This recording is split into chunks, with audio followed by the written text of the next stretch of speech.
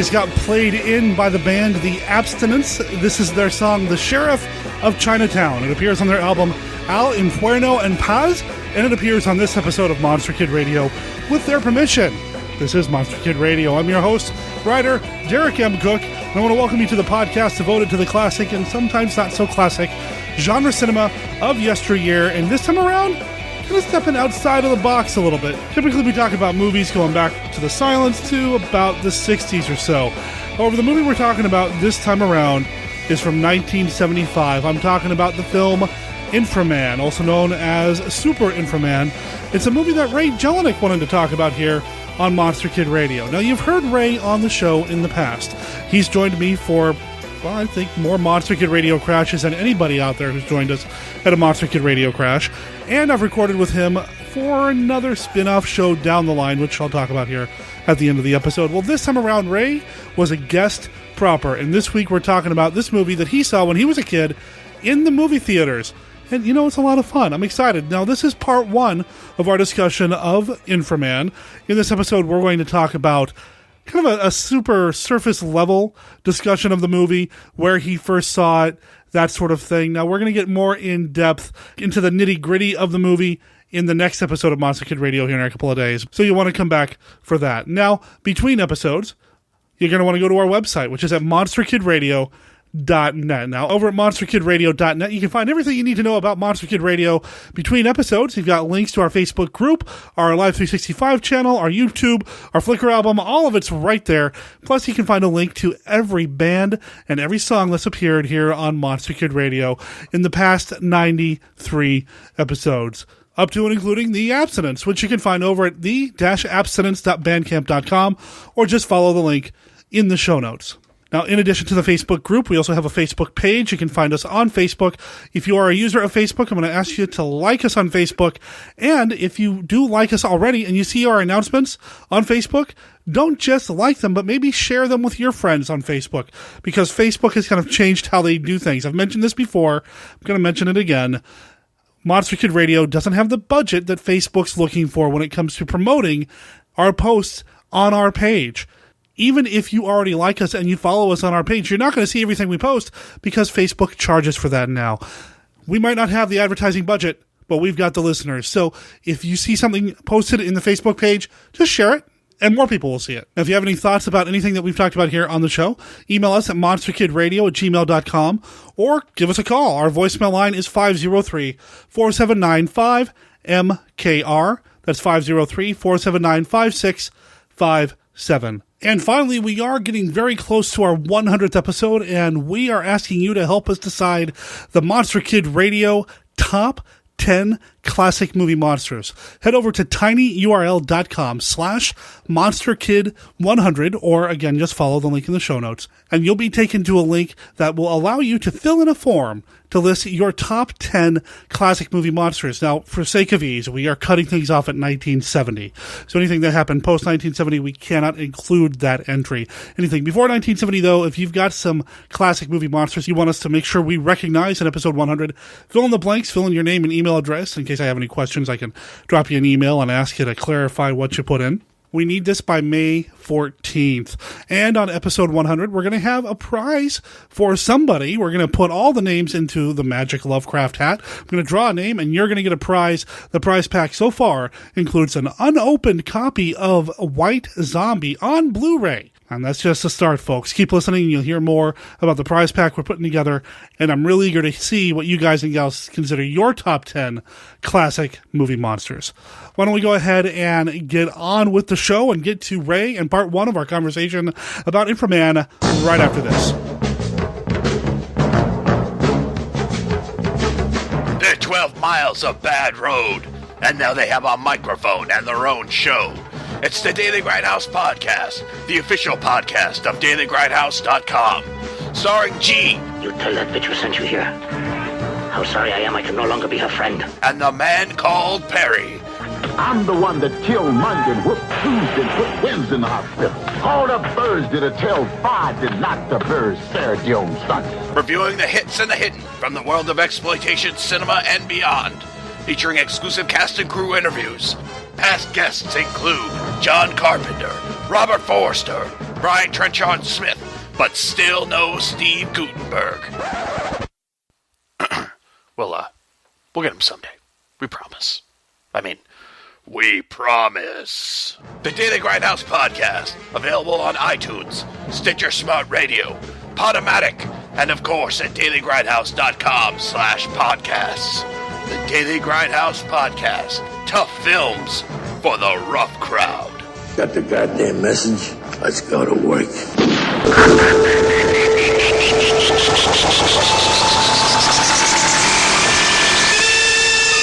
At last, science fiction creates the ultimate man, Infra-Man. And a motion picture creates the ultimate spectacle.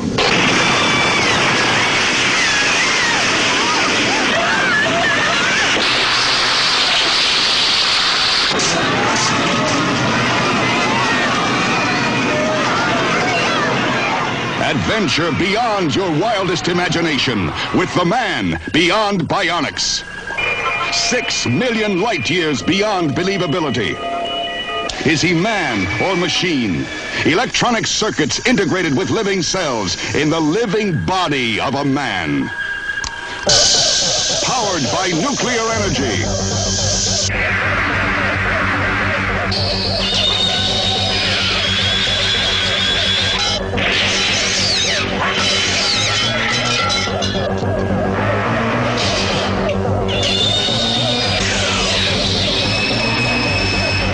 Infra-Man.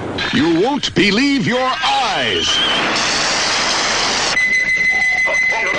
You won't believe your ears.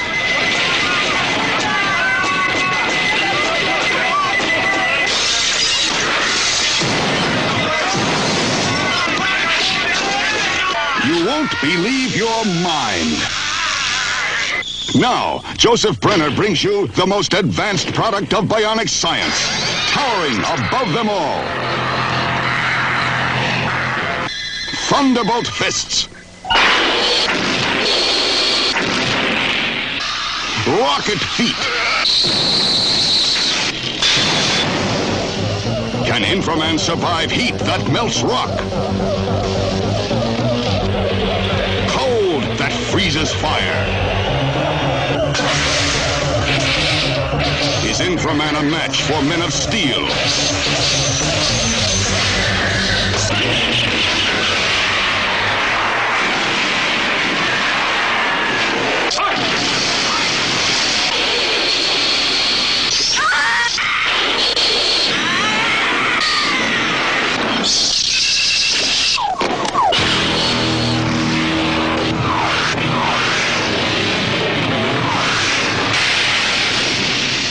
A motion picture that will stagger your imagination.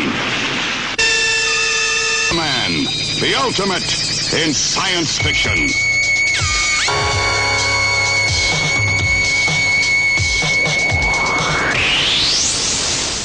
Ladies and gentlemen, boys and girls, living dead and otherwise, you've heard him on the show in the past at various Monster Kid Radio Crash events.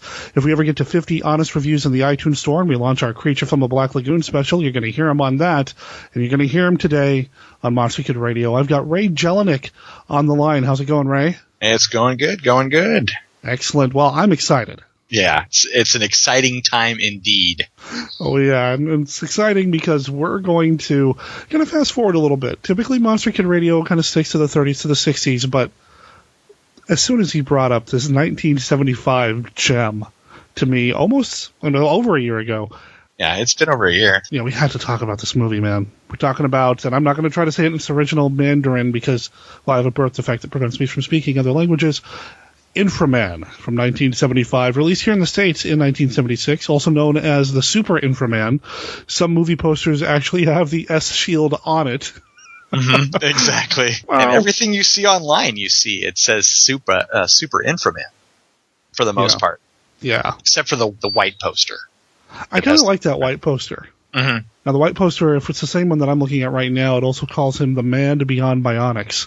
Yeah, exactly. Which is kind of and you'll hear this in the trailer too, they were trying real hard to do everything they can to make this movie sell to the American audience, to the American kids. They put the S shield on it for the super part of it, dropping bionics, and in the trailer you hear them say something about 6 million light years. Well, that's a dig on the $6 million man, or not a dig, but kind of a riff on that. They're trying real hard to just tie into whatever bit of American pop culture they can to make this thing work, and it obviously worked for Ray because he saw it when he was a kid. Yeah, I saw it when I was real young, and I was completely just enamored by the whole concept because I had never seen anything like that before. I mean, even on Friday or Saturday night television, where that's where these type of movies were played. Mm-hmm. So you weren't familiar with things like Ultraman or anything like that? No, I wasn't familiar with Ultraman until actually several years after I watched Infra-Man. I mean, I was in my teenage years by the time I encountered my first Ultraman. So this was really cool for the time. The impression that I'm getting is that China and the Shaw brothers and filmmakers in that part of the world were trying to find a way to capitalize on the success of things like Ultraman. And is it Kamen Rider? I'm not sure how that's pronounced. I haven't really seen it, so I couldn't say. And that's what this came from. I mean, Infra-Man is very similar in terms of aesthetics to that. I would although agree. It's a completely different type of story. Yeah, it was completely off the chain as far as storyline was concerned, and it was a very, very good dub edit too. Right. At least in my opinion, from the limited amount of dubbed movies that I've watched over the years, this was a very, very good dubbed edit.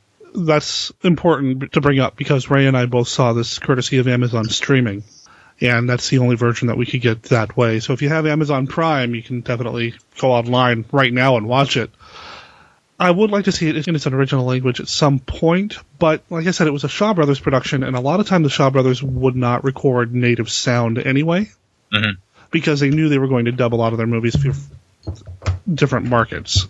So I don't know if there is an exact original language version of this out there that was shot on set. No, our luck, there probably isn't. And I'm flipping through some images trying to see if they have slipped in a decent edit. Looks like there's a DVD from Golden Swallow that looks like the edit is very, very clear. Love to find a copy of that. But in the meantime, Amazon streaming is probably your best bet for now. Yeah, probably the only bet at this point. Yeah, and you know what? It looks a little scratchy, but I think that's okay for what this is. I mean, it kind of lends itself to that feel of sitting in a movie theater on a Saturday afternoon. It has a little bit of a texture to it. Exactly. It's kind of just harkens back to that era where there were the blips and the imperfections in the film as it was segueing even, between reels, where you knew here comes the next reel because there was that imperfection, that blip jump. Which I'll accept because this movie is so... there's a frenetic energy to, especially when the fight scenes happen. As soon as he becomes Infra-Man, there's a frenetic energy, this kind of craziness that happens. And, I don't care if it's a little grainy, if somebody's going to run their motorcycle into a monster, I don't care. Exactly. Which I loved. That was amazing at the end. Yeah, the fight scenes, the chase scenes. I mean, it was the first encounter with one of the mutants when the guy's driving up the hill in his beat up VW Bug. That's what I found fascinating. It was beat up, and this was probably a 1970 VW. It was already looked like it had been through the war. And here comes this creature up over the hill and just picks it up and flips it over and it explodes. Everything exploded in this movie. Yeah, there was a lot of explosions. Just random explosions. Something hit the water, it explodes. Exactly.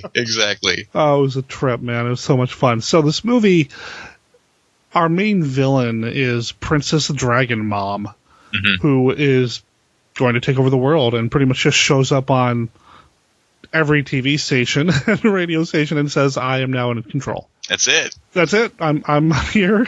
I'm the new boss.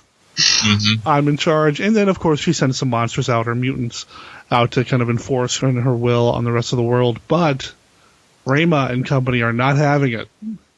No, they come to the head and just start kicking major butt all over the place. So Infra-Man, I mean, it has elements of the superhero stories. You have this regular guy who, instead of getting shot up with like a super soldier serum, works with the professor to become Infra-Man and have Infra-Man, I don't know, are they fused together? Is he now a robot kind of thing? I don't know.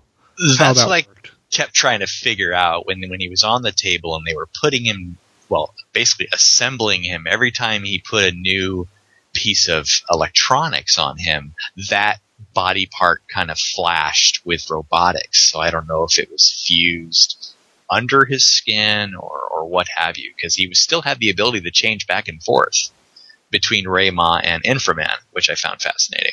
And whenever he would transform, it was very non-flashy. Yeah, it just would happen. He would do a little thing with his hands and his legs, and he's now Infra-Man.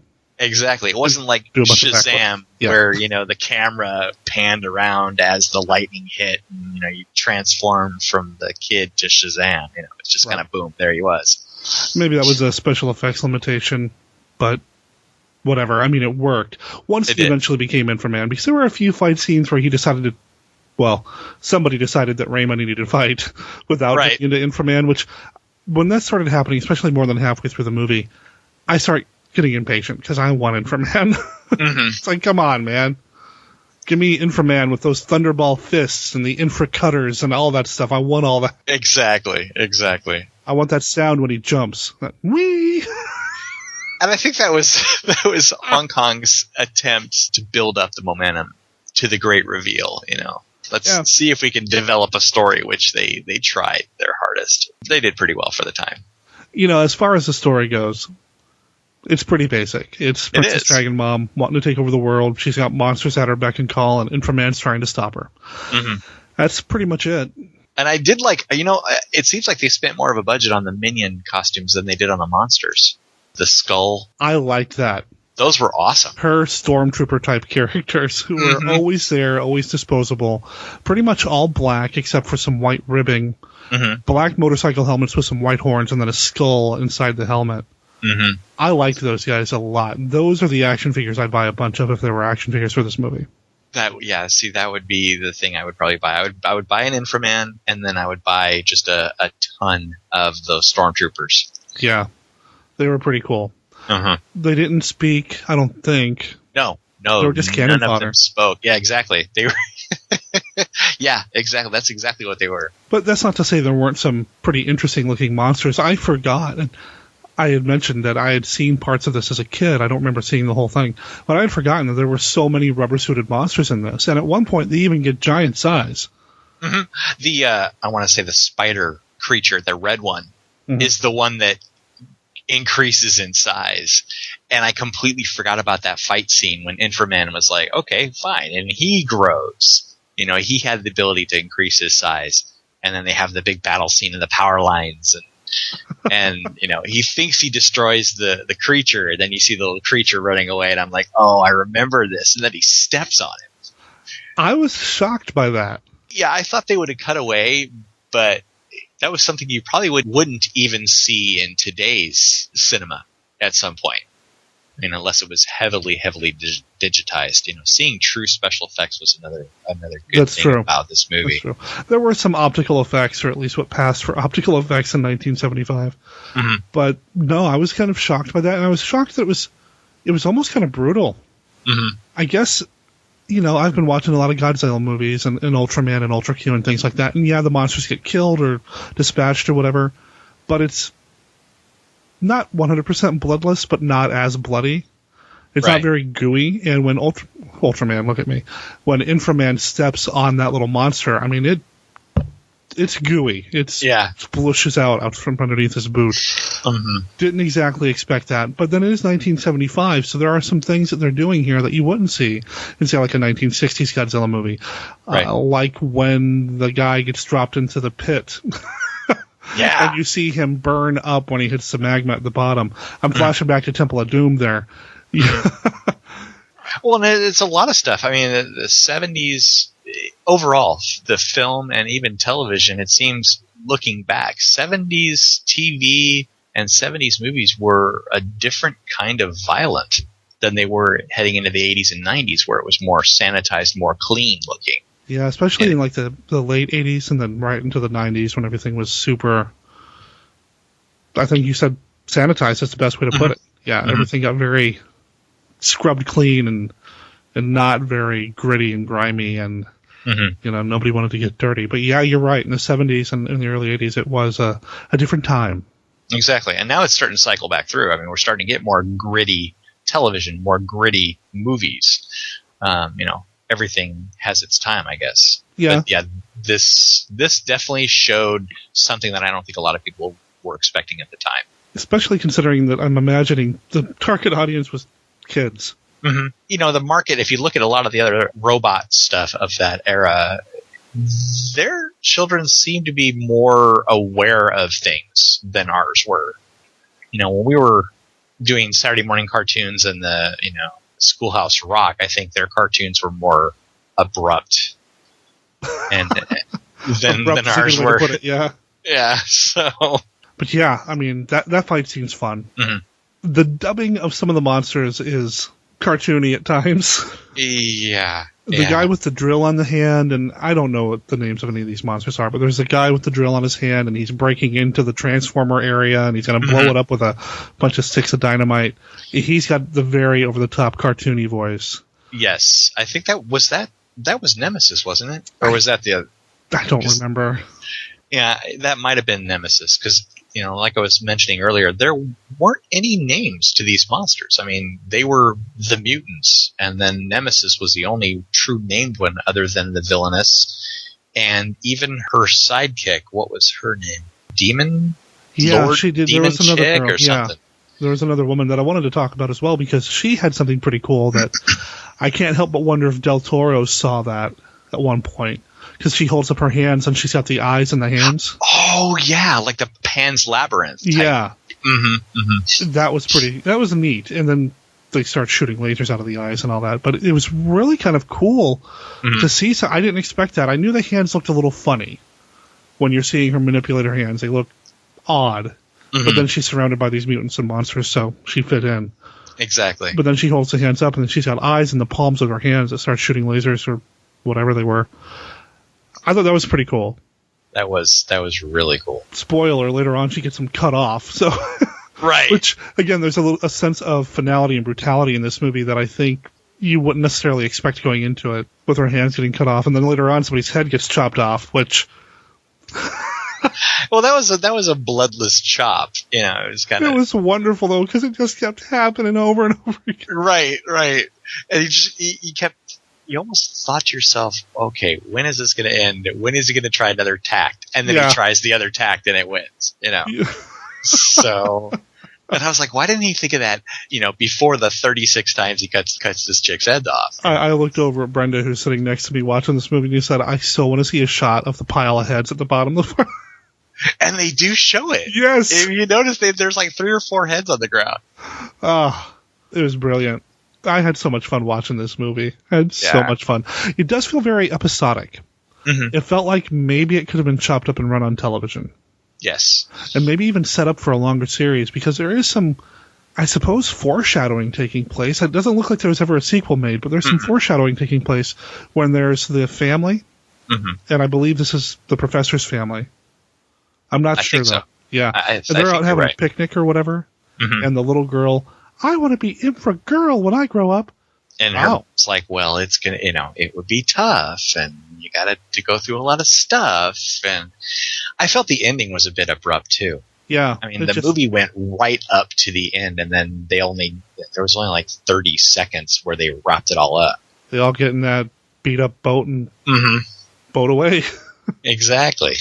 And again, it felt like it could have been a series, or there could have been more to it. Further Adventures of Infra-Man and Infra-Girl, and The Revenge of Princess Dragon Mom. I don't know. I could have seen more. I would like to see more. It's a shame that this was kind of a one-and-done deal. Right. I guess they didn't hold in as many people as they were hoping to. Well, the Shaw Brothers weren't necessarily known for this kind of movie. Not in the 70s anyway, or ever, really. Yeah, it was probably a precursor to, things like Ultraman. Well, Ultraman came out in the 60s, but I could definitely see like a lineage here where there's Ultraman and Kamen Rider, and then this, and then the Power Rangers later. Oh, yeah, I guess there was earlier, Yeah. But, I mean, again, this was a Chinese film, whereas all the other stuff was Japanese. So. Japanese, yeah. It was China's, trying to cut into the market that I guess they didn't make as well. Yeah. It's a shame because it's a blast. Now, you said you saw this as a kid.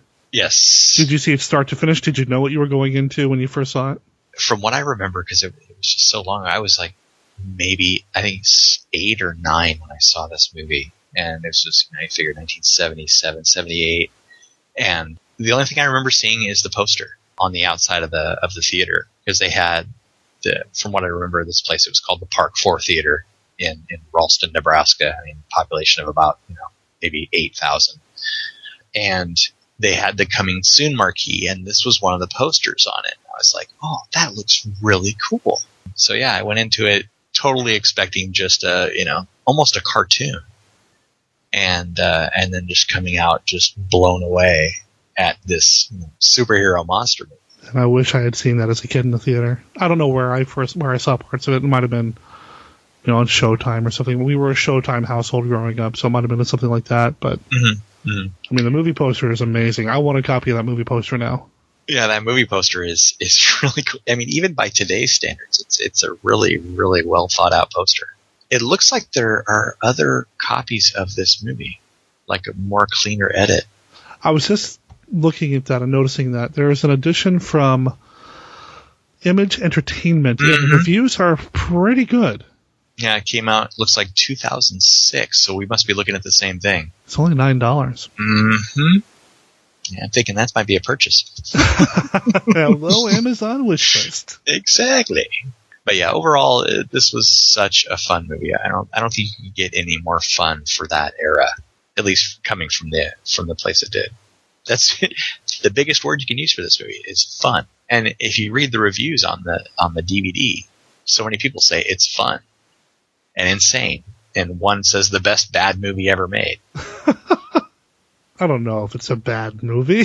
I didn't think it was bad at all. Like I said, I thought it was the dubbing was one of the better ones. The acting, it was decent for its time.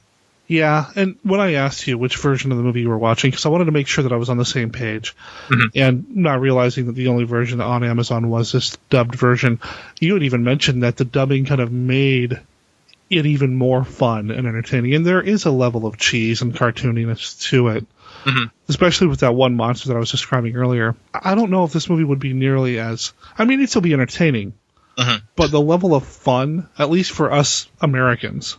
Right. English-speaking audience members here, there is a sense of fun that comes with that cheesy dubbing. Again, it's a textural thing, maybe. It's subtle. It's like watching film versus digital. It's a subtle thing. But it still gives kind of a level of fun and goofy. And Saturday afternoon, give me a bucket of popcorn and a big giant soda larger than my bladder, and I'm set. Right, exactly. Just 90 minutes of eye candy.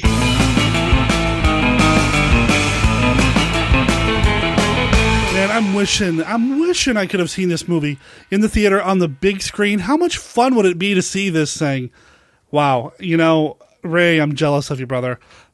And I appreciate you. I appreciate you taking the time to talk about Infra-Man and bringing that into my life proper.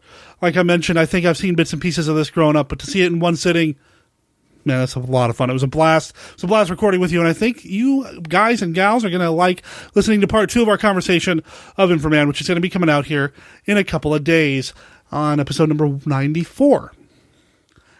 Before I sign off, I want to go ahead and mention that the Hollywood Theater has finally announced the showtimes for Godzilla, which means the upcoming Monster Kid Radio Crash on May 3rd. We have a time. It's only showing once every day. Godzilla is showing at the Hollywood Theater here in Portland, Oregon. And on Saturday, it's showing at 3 p.m. If you are in the Portland, Oregon area, I sure would like to see you. I sure would like to watch Godzilla with you at the Hollywood Theater.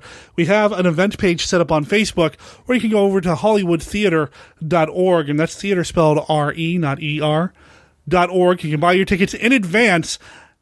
And if you are going to be there, look me up. I'll be wearing the Hawaiian shirt, and I'll be the guy who looks like he's having the most fun in the room, and I'll have my recorder with me. Might even record a little bit with you for an upcoming episode of Monster Kid Radio. I know Ray's excited about being there. Ray actually came to the very first Monster Kid Radio Crash, which was where we went to the local drive-in movie theater to see Creature from the Black Lagoon in 3D. Well, I recorded with him, but we haven't put that out on the show because we are working on putting together a Creature spinoff. But the way to do the spinoff is we've got to get 50 reviews in the iTunes store. If you're a user of iTunes, head over there, drop us an honest review, and once we hit 50, we'll get that spinoff going, and you'll be able to hear Ray's thoughts on Creature from the Black Lagoon. He had never seen it before, so I was really excited to hear what he had to say about it, and I'm excited to share that with the listeners once we get that show going, once we get to 50 reviews in the iTunes store. Again, big thanks to the Abstinence for letting us play their music on the show. You're going to hear more of their music in the next episode. Again, you can find them over at the-abstinence.bandcamp.com. Monster Kid Radio is a registered service mark of Monster Kid Radio LLC.